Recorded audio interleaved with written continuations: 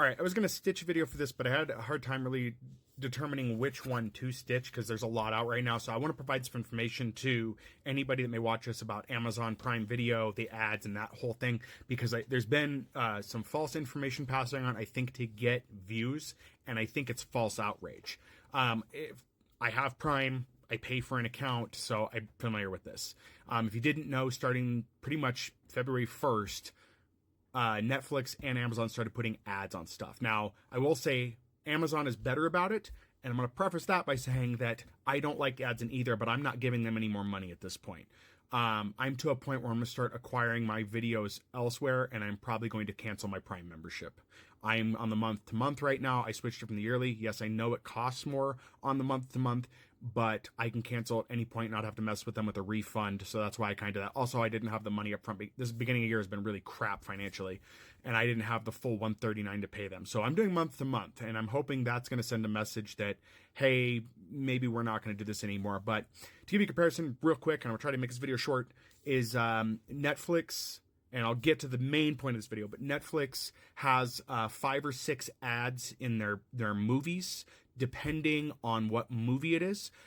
They had stated originally that if the movie was older, it would have ads. I thought that meant like maybe it was a movie that was like from the 80s or 90s. No, what they mean is if it's on the Netflix platform and the movie is older than a year, it will have ads. For example, John Wick has 6 ads in it on Netflix that you can't skip, and they're right in the middle of action scenes. So you're enjoying the action, ad, boom, and you're done. Plus ads at the beginning and end. Really ridiculous.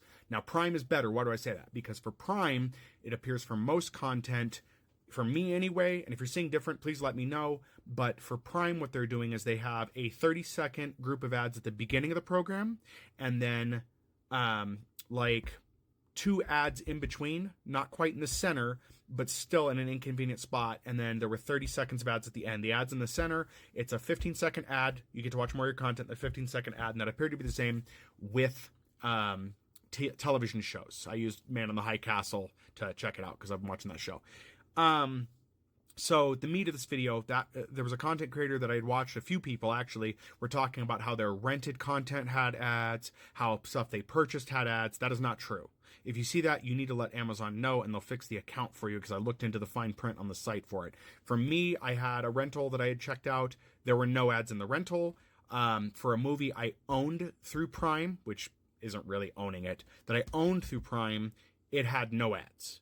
Only the content that was available in Prime Video that I didn't have to pay for had advertisements with it.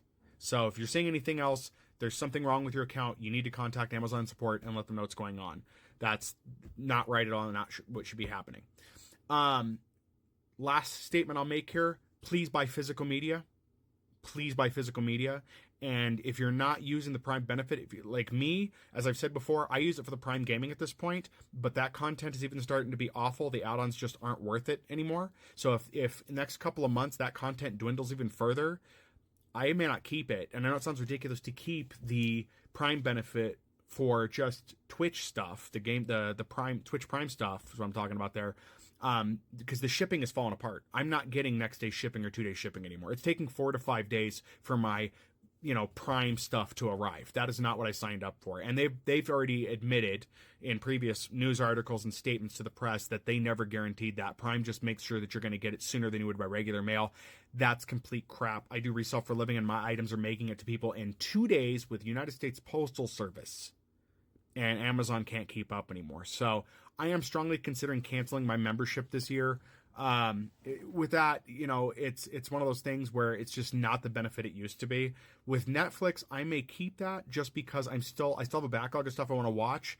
But again, that heavily depends on my ability to acquire those. And at the rate that they're making content, locked to those platforms only, I don't think I'm going to be interested in just having their platform. I think I'll find other means to get it where they're not making money off of it, if that's going to be the way it is. I asked this before. I'm trying to get a good gauge. If there were video stores available to rent, like Blockbuster used to be, would you use those? And what would you guys expect to pay for rentals? Also, what are your thoughts on the Netflix Prime thing? And what are you guys seeing?